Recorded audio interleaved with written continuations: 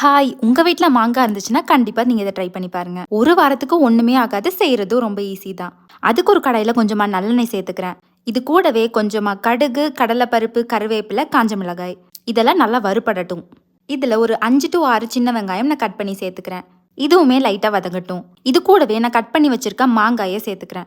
மாங்காய் நீங்க உங்க விருப்பத்துக்கு ஏத்த மாதிரி சின்னதா இல்லைன்னா பெருசா கட் பண்ணிக்கலாம். நான் மீடியம் சைஸ்ல கட் பண்ணி சேர்த்திருக்கேன். மாங்காய் சேர்த்ததுக்கு அப்புறமா அந்த நல்லெண்ணெயிலேயே மாங்காய் கொஞ்சமா வதங்கட்டும். லைட்டா வதங்கினதுக்கு அப்புறமா இது கூட கொஞ்சமா மஞ்சள் தூள் சேர்த்துக்கிறேன். அதுக்கப்புறமா 1½ ஸ்பூன் மல்லித்தூள், 1 ஸ்பூன் மிளகாய் தூள். நீங்க காஷ்மீரி மிளகாய் தூள் கூட சேர்த்துக்கலாம். இதுல இன்னொரு சீக்ரெட் பொடி இருக்கு. அது என்னன்னா கொஞ்சமா கடுகு, வெந்தயம் வறுத்து அரைச்சு அதை பவுடர் பண்ணி இது கூட நம்ம சேர்த்துக்கணும். அது இதோட ஃப்ளேவரை பயங்கரமா என்ஹான்ஸ் பண்ணி கொடுக்கும். இதே ரெசிபியில் நான் மல்லித்தூள், மிளகாய் தூள் சேர்த்ததுக்கு பதிலாக நீங்கள் சாம்பார் தூள், அது கூடவே கடுகு, வெந்தயம் வறுத்த பொடி சேர்த்து செய்யலாம். அதோட டேஸ்ட்டும் நல்லா இருக்கும். இந்த மசாலா லைட்டாக வதங்கினதுக்கு அப்புறமா நான் தேவையான அளவுக்கு உப்பு சேர்த்துக்கிறேன். இது நீங்கள் எல்லா வகையான மாங்காயும் ட்ரை பண்ணி பார்க்கலாம்.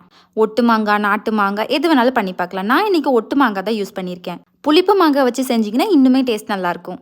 ஃபைனலாக இது கூட புளி தண்ணியும் பெருங்காயத்தூளும் சேர்த்துக்கோங்க. தேவையான அளவுக்கு தண்ணி சேர்த்து கொதிக்க விடலாம். நல்லா கொதிக்க விடும்போது என்ன ஆகும்னா மாங்காயில் இருக்க பல்ப் நல்லா குழஞ்சி நம்ம தொக்கு சூப்பராக வரும். சில மாங்காய் டக்குன்னு வெந்துடும், சில மாங்காய் டைம் எடுக்கும். இறக்குறதுக்கு முன்னாடி கொஞ்சமாக கரும்பு சக்கரை இல்லைனா வெல்லம் சேர்த்துக்கோங்க. இது ஆப்ஷனல் தான், பட் நிறைய சேர்த்துறாதீங்க, கொஞ்சமாக சேர்க்கணும். அவ்வளோதான், சூப்பரான மாங்காய் தொக்கு ரெடி ஆயிடுச்சு. இனி ஒரு வாரத்துக்கு பிரச்சனையே இல்லை.